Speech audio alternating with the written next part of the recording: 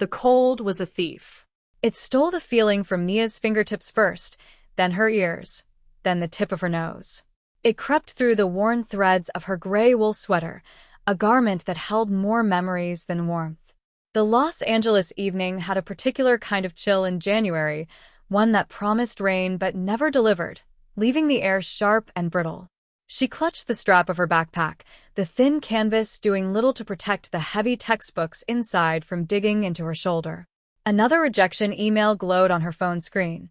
The words, "Highly competitive applicant pool," a polite slap in the face. Rent was due in 4 days. Her stomach was a tight, angry knot.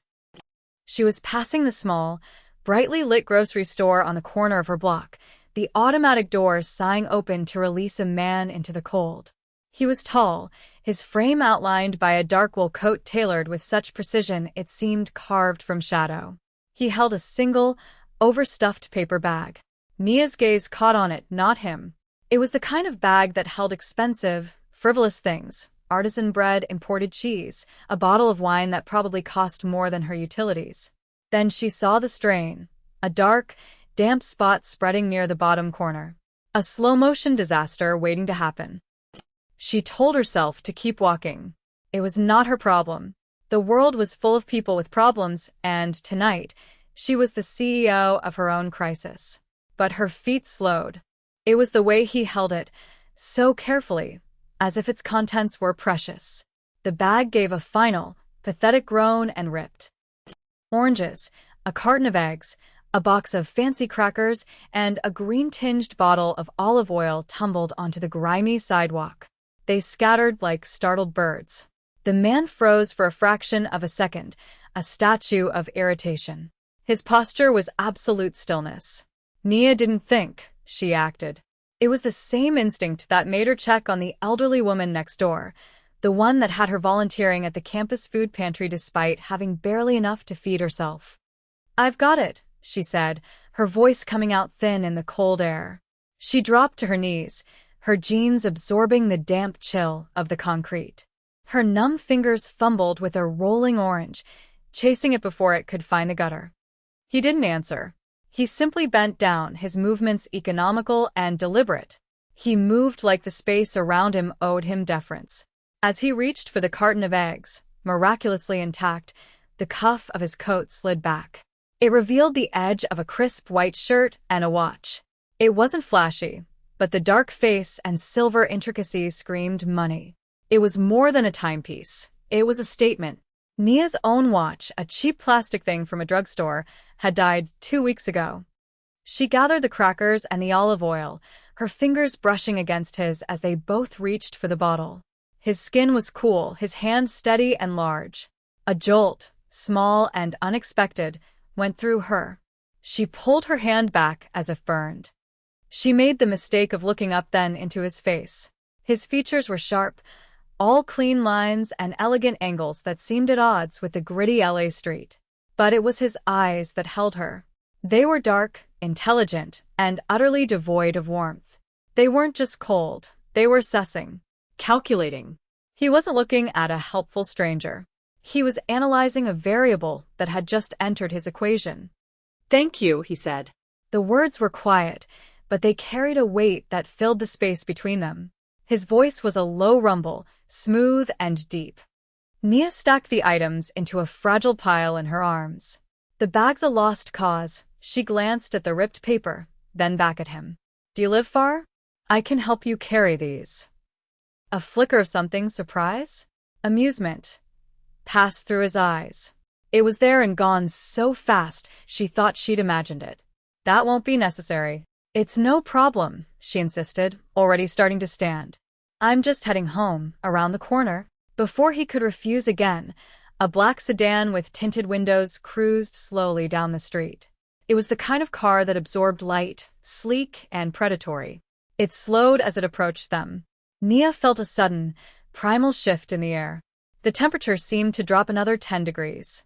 The man, the stranger, went rigid. His entire body became a single, tense line. His eyes were no longer on her.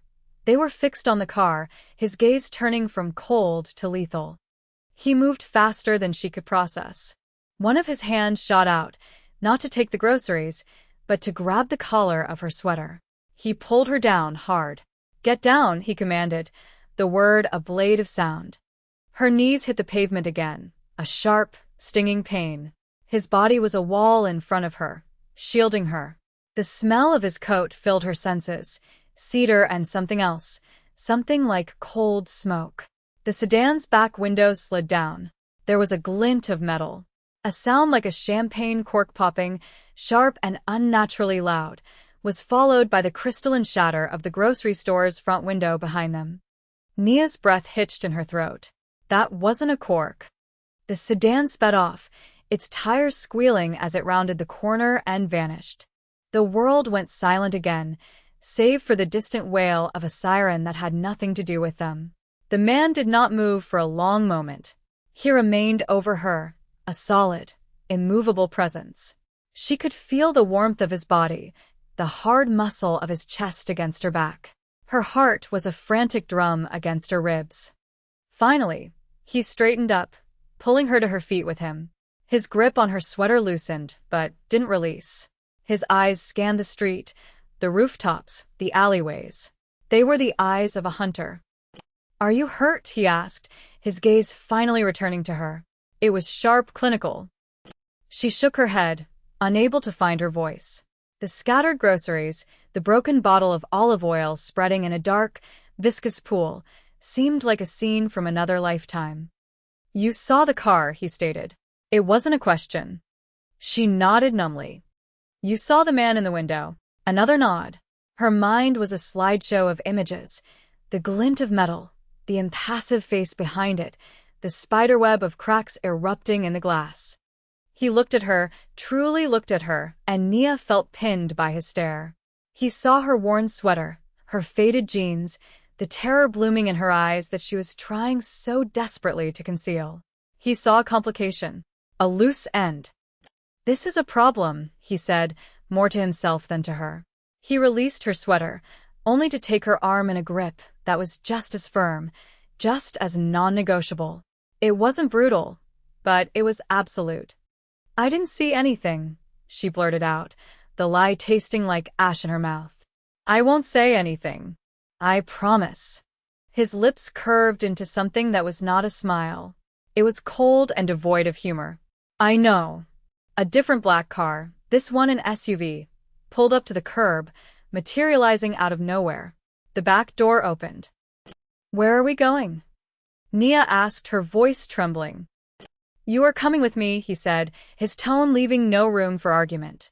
He guided her toward the open door. "You are a witness.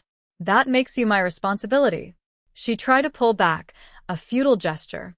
"I have to get home. I have class." "Your classes are the least of your concerns right now," he didn't force her, not exactly. He simply steered her forward with an unyielding pressure until she had no choice but to duck her head and slide into the plush leather interior. The door closed with a solid, definitive thud, sealing her in. The scent of new leather and his cold, smoky cologne was suffocating. The car pulled away from the curb, leaving the shattered glass and spilled groceries behind on the sidewalk. Nia looked out the tinted window at her life, her tiny apartment, her college campus, her carefully managed poverty, receding into the distance. The man sat beside her, silent and imposing, a stranger who had just stolen her world. The ride was silent, a thick, heavy silence that felt heavier than any sound. Nia sat perfectly still, her hands clenched in her lap, her backpack a flimsy shield. She stared out the window, watching the familiar streets of Koreatown blur into an abstract painting of neon and shadow. The man beside her did not look at her. He stared straight ahead, his profile rigid, his jaw tight. He made a call, his voice low and speaking in Korean. She didn't understand the words, but she understood the tone. It was the sound of command, of absolute authority. The SUV turned into a subterranean garage, the gate rolling shut behind them with a grim finality. They parked in a reserved spot before a private elevator. A man in a dark suit was waiting for them, bowing his head slightly as her captor stepped out. The man's eyes flickered to Nia for a second, professionally blank, before returning to his boss. "Sir," the suited man said. "The apartment is secure." "Good," the stranger replied. He gestured for Nia to get out. "Bring her." She was escorted into the elevator. There were no buttons, just a single keycard scanner that the stranger touched with a black card from his wallet. The elevator ascended in unnerving silence, the speed of it making Nia's stomach swoop. When the doors opened, they opened directly into a living room that was larger than her entire apartment building floor. Floor-to-ceiling windows revealed a panoramic, glittering vista of the Los Angeles skyline. The furniture was minimalist and brutally expensive, low-slung leather sofas, a glass table that seemed to float, abstract art on the walls that was probably worth more than she would make in a lifetime. The air was cool and still. It was less a home than a fortress in the sky. "What is this place?" she whispered. "A safe house," he answered, shrugging off his coat and handing it to the other man without a glance. Underneath, he wore a simple, dark cashmere sweater over a white shirt. Even his casual clothes were impossibly elegant. "For now, it is your home." "My home? I have a home. I need to go back." He finally turned to face her fully. The light from the city below cast his face in sharp relief. "The men who shot at us tonight are from the Choi family. They do not leave loose ends. If they know you were there, and they will come for you. Do you understand?" Nia's blood ran cold. The Choi family. She'd heard the name whispered in the neighborhood, linked to stories of extortion and violence, stories she'd always dismissed as urban legends. "Who are you?" she asked, the question she'd been holding back. A ghost of a smile touched his lips again. "My name is Kwon Tae-jun," he said it as if it should mean something to her. When her expression remained blank, he added, "The men you saw work for my rivals. They were trying to kill me." The confession was so blunt, so matter-of-fact, it stole the air from her lungs. He moved through violence like it was the language he was born speaking. "And now you're a witness," he continued, his voice dropping. "Which means you are either a liability I have to eliminate or an asset I must protect. For now, I have chosen the latter. Do not make me regret it." The threat hung in the air, as clear and sharp as a shard of glass. Fear was a cold knot in her stomach, but something else rose with it, a stubborn spark of defiance. She was not a pawn to be moved around a board. "I won't be your prisoner," she said, her voice steadier than she felt. Tae-jun's eyes narrowed slightly. He took a step closer. He was taller than she'd realized, his presence filling the vast room. "You will stay here. You will be given food, clothes, anything you need. You will not contact anyone. You will not try to leave. If you do, you will not survive a single day on your own. And my protection will be withdrawn." Over the next few days, Nia learned the rhythm of her gilded cage. She was given a bedroom with an adjoining bath that was bigger than her old living room. Clothes appeared in the closet, soft fabrics in muted colors that felt alien against her skin. Meals were left for her on a tray outside her door. She was alone, but never truly alone. She was always aware of the silent, watchful presence of Tae-jun's men in the apartment. She saw Tae-jun himself only in passing. He was a phantom in his own home, disappearing for hours, sometimes days at a time. When he was there, the entire penthouse hummed with a tense energy. Men in suits came and went, their faces grim, their conversations low and urgent. One night, unable to sleep, Nia crept out of her room. The apartment was dark, lit only by the city lights beyond the glass. She heard a sound from the main living area, a sharp, pained gasp. Drawn by a morbid curiosity, she peered around the corner. Tae-jun was standing in front of the window, his back to her. His shoulders were rigid. He was holding a small, framed photograph. As she watched, he brought a hand to his temple, his fingers pressing hard as if to stave off a headache. Another sound tore from his throat, this one choked with a grief, so raw it was shocking. In that moment, he wasn't the cold, calculating crime boss.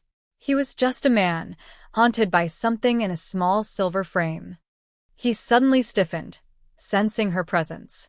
He spun around, his face instantly reverting to its cold mask, but not before she saw the anguish in his eyes. He shoved the photograph into his pocket. "What are you doing up?" he demanded, his voice harsh. "I heard a noise," she said quietly. He stared at her, his jaw working. For a second, she thought he would lash out. Instead, a deep weariness settled over his features. He gestured vaguely toward the couch. It was nothing. A memory. That was the first crack she saw in his armor. His wound. A woman he had failed. She didn't know how she knew, but she was certain of it. That grief was for a woman. The danger that had brought her here was not gone. A week into her confinement, it escalated. She was in her room, trying to read a textbook she'd had in her backpack, when the building's fire alarm began to shriek. Seconds later, one of Taejun's men burst into her room. "We have to move." Now. He hustled her down a service hallway she'd never seen, toward a back staircase. Gunshots echoed from the floor below, sharp and distinct. The alarm wasn't for a fire, it was a cover. They were under attack. In the concrete stairwell, chaos reigned. Two of Taejun's men were already down, dark stains spreading on their white shirts. Taejun himself was there, a gun in his hand, moving with a chilling, surgical grace. He was firing back at figures on the landing below. During a lull in the shooting, he saw her. His eyes found hers across the stairwell. "Get her out of here," he yelled to her escort. Her guard grabbed her arm, pulling her toward an exit door. For a moment, she had a clear path. She could run. The door led to an alley, to freedom. She could disappear into the city and take her chances. It was what any sane person would do. But as she reached the door, she glanced back. A man from the floor above leaned over the railing, aiming his weapon directly at Taejun, whose attention was focused on the threat below. "Look out!" Nia screamed. She didn't run through the exit. She did the opposite. She shoved a discarded fire extinguisher stand down the stairs. It clattered and bounced, a loud, metallic distraction. The gunman on the upper landing flinched, his gaze shifting for a bare second. It was all the time Taejun needed. He pivoted and fired twice. The man fell without a sound. Taejun looked up at her, his expression unreadable. Her guard was staring at her, dumbfounded. She had just chosen. She had stayed. The immediate threat was neutralized, but one of the bullets had grazed Taejun's side. He was leaning against the wall, his hand pressed to the wound, blood seeping between his fingers. "Sir, we need to get you to the doctor," his man said. "No," Taejun gritted out. "No hospitals." "Take me to the warehouse." He looked at Nia, his gaze intense. "She comes." In the sterile, cold back room of a massive warehouse, Nia watched as one of his men tried to clumsily bandage the wound. Taejun hissed in pain, his face pale. "You're doing it wrong," Nia said, stepping forward before she could stop herself. "You'll make it worse." The men looked at her, then at Taejun. He gave a slight nod. She knelt beside him, her hands surprisingly steady. "I need antiseptic, clean gauze, and butterfly closures. And boil some water." She had learned basic first aid in a community program, a skill she never thought she'd use to patch up a mafia boss. She worked quickly and efficiently, cleaning the gash with a practiced competence. Her fingers were gentle as she pressed the edges of the wound together. He was silent, watching her, his breathing evening out under her touch. When she was finished, she looked up.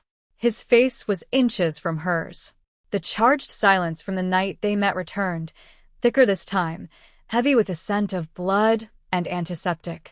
She could see the fine lines around his eyes, the faint scar that bisected his left eyebrow. He was just a man, made of flesh and bone, and he was bleeding in front of her. He reached up, his fingers lightly brushing a stray curl back from her cheek. The touch was feather-light, almost accidental, but it sent a tremor through her entire body. "Nia," he said. He said her name differently than anyone else ever had. It wasn't a label. It was a discovery. In his voice, her name sounded like something precious, something he had just found and had no intention of losing. The moment stretched, taut and fragile, before one of his men cleared his throat and the world rushed back in. The warehouse became their new prison, a vast, echoing space filled with crates and the smell of dust and steel. It was safer, Taejun had said. More defensible. Nia found a small, dusty office and claimed it as her own, a tiny pocket of territory in his sprawling empire. It was there, while searching for a blanket, that she found it. She opened a filing cabinet, expecting old invoices, and instead found files. Ledgers filled with columns of names and numbers that could only be debts. Maps of the city, carved up into territories marked with different colors. And photographs. Surveillance photos of the men who had attacked them, the Choi family, their faces circled in red. The cold, brutal truth of his business was laid bare. This wasn't a movie. This was an organization built on fear and violence. It was everything she stood against. Her first instinct was to slam the drawer shut, to pretend she hadn't seen it. To run. But where would she run? The men who wanted her dead were out there, and the only thing standing between her and them was the man who owned these ledgers. She closed the drawer slowly, the metal handle cold beneath her fingers. She was an accomplice now, whether she wanted to be or not. The enemy was getting bolder. They knew Taejun was wounded, knew he was off balance. They knew about her. One afternoon, a delivery van arrived at the warehouse, an unscheduled drop-off. One of Taejun's younger guards, overeager, went to accept it. Nia was watching from the office window. She saw the driver's face. It was the same impassive face she had seen in the window of the black sedan. "It's a trap," she yelled, her voice echoing in the cavernous space. Taejun, who had been in a meeting in another room, emerged instantly. He saw what she saw. He shoved his own man out of the way just as the back of the van exploded. The force of the blast threw Nia to the floor. Shrapnel tore through the office wall. For a terrifying second, the world was fire and noise and pain. When the ringing in her ears subsided, she saw Taejun on the ground, shielding the younger guard with his own body. He was alive, but for one heart-stopping moment, she thought she had lost him. The urgency of that fear was a physical blow, knocking the wind out of her. That night, the atmosphere in the warehouse was grim. They had lost 2 men. The attack had been a direct, personal challenge. And it had been aimed at her. They were using her as bait. Taejun found her in the darkened office, sitting on the floor, hugging her knees. He didn't turn on the light. He simply stood in the doorway, a silhouette against the dim light of the main floor. "They know you are my weakness," he said, his voice flat. Nia looked up at him. "I'm not your weakness. I'm a person you trapped in your war." He walked into the room and knelt in front of her, so their faces were level. The shadows were deep, but she could see the raw emotion in his eyes. The mask was gone completely. "When I saw that van," he began, his voice low and rough, "and I knew you were in that window for the first time in my life, I was afraid." The confession hung between them, more intimate than any declaration of love. It was a dangerous, honest truth. "I told myself I stayed because I had no choice," she admitted, her voice barely a whisper. "That was a lie. I could have run in the stairwell. I stayed." "Why?" he asked, his gaze searing. "Because I couldn't let them kill you," she said, the truth of it landing with the weight of a stone in her stomach. She had crossed a line she could never uncross. She was no longer just a victim of circumstance. He reached out, his hand cupping her jaw, his thumb stroking her cheek. "I brought you into this world to keep you safe," he murmured, his voice thick with a feeling she couldn't name. "That is no longer the only reason I want you to stay." The enemy made their next move faster than anyone expected. A call came through on one of the burner phones. It was the head of the Choi family himself. He didn't want money or territory. He wanted an exchange. Taejun, alone and unarmed, for the girl. He told them he already had her, a lie meant to draw Taejun into a trap. But Nia, standing near the phone, heard the subtle background noise, the clatter of a specific train line that ran near a defunct garment factory 2 districts over. She recognized it from a map in the filing cabinet. She wrote it down on a piece of paper and slid it across the table to Taejun while he was still on the call. He glanced at it, his eyes meeting hers. A silent, deadly understanding passed between them. He agreed to the meeting. He was going to walk into their trap, but now it would be on his terms. She had just become his strategist. She had done something morally gray, actively participating in the planning of a violent confrontation, and she felt no regret, only a cold, clear sense of purpose. The garment factory was a skeleton of brick and broken glass, smelling of mildew and decay. Taejun's plan was precise. He would go in the front, the distraction. His men would enter from the sides and the roof, a closing fist. But there was a variable no one had accounted for. A second group of Choi's men were waiting in the tunnels beneath the factory, an ambush for the ambush. Nia had seen the tunnels on the factory schematic, another detail from the files she had memorized.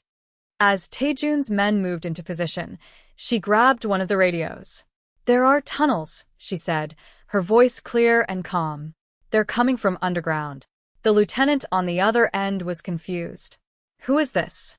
"It's Nia. Just listen to me. They're coming from underground. You have to collapse the southeast entrance now." There was a pause. She had no authority, no rank. She was just the girl the boss was protecting. But her certainty, her command of the details, cut through the static. The lieutenant gave the order. Inside, Taejun faced down Choi, a man with cruel eyes and a predator's smile. Choi gestured to an empty chair. Where is she? "I was told my men had her." "Your men lie," Taejun said, his voice calm. He was unarmed, just as they demanded. He was also surrounded. Just then, a muffled explosion shook the building. The floor trembled. It was the tunnel entrance collapsing. Choi's face contorted with fury as he realized the trap had been turned. Gunfire erupted from all sides as Taejun's men stormed the factory. In the ensuing chaos, Choi grabbed a pipe from the floor and lunged, not at Taejun's men, but at Taejun himself, the prize he couldn't stand to lose. Taejun was already engaged with two other men, his movements a brutal dance of disarming and disabling. He wouldn't see Choi coming in time. Nia had refused to stay in the car. She had slipped into the factory behind the last wave of men, armed with nothing but terror and a wrench she'd pulled from a toolbox. She saw Choi raise the pipe. She saw Taejun's exposed back. She didn't scream. She didn't hesitate. She ran forward and threw the heavy steel wrench with all her might. It spun through the air and struck Choi's arm. He roared in pain, the pipe clattering to the floor. The distraction gave Taejun the opening he needed. He spun, his movements a blur, and the fight was over in two swift, final motions. Choi went down, and he did not get up again. The silence that fell was absolute, broken only by the groans of the wounded. Taejun's men were securing the area, their efficiency chilling. Taejun stood over Choi's body for a long moment before turning to look at her. He walked across the debris-strewn floor, ignoring his men, ignoring the carnage. He stopped in front of her, his eyes searching her face. He was covered in dust and scrapes, a cut bleeding freely on his forehead. "You saved my life," he said. "It wasn't an accusation. It was a fact." "You would have done the same for me," she replied, her voice shaking slightly. He reached out and pulled the wrench from where it had fallen near her feet, his fingers closing around the cold steel. Then he looked at her, and the last of his defenses crumbled. The war for his territory was over, but the war for his soul had just been won. "Nothing in this world is free," he said, his voice low and raw. To win tonight, he had sacrificed his last piece of plausible deniability. He had brought a civilian into his war, and she had become a soldier. That was a cost he would carry. "I can't send you back to your old life, Nia. Not anymore. You know too much. You've done too much." "I know," she said softly. He stepped closer, his body shielding her from the sight of his men dragging bodies out of the factory. He was creating a private world for them in the middle of the wreckage. "This life," he said, gesturing to the violence around them, "it will break you. Or it will make you into a queen. There is no in-between." He looked at her, his gaze intense, possessive, and for the first time, full of a desperate kind of hope. It was not a proposal. It was an acknowledgement, a claim. "You are not leaving," he stated, the words an unbreakable vow. "This is your home now. Your place is with me." She didn't answer with words. She simply reached up, her fingers gently touching the cut on his forehead. He flinched, but not from pain. He leaned into her touch, his eyes closing for a fraction of a second. The choice had already been made, in a stairwell, in a dusty office, and here, in the ruins of his enemy's ambition. She was no longer the girl with the worn gray sweater, worried about rent. She was the woman who had thrown a wrench and changed the course of a war. She had not been rescued. She had acted. And she would stay. She looked past his shoulder at the broken city beyond, no longer a place she was trying to survive in, but a kingdom she had just inherited. And she was not afraid.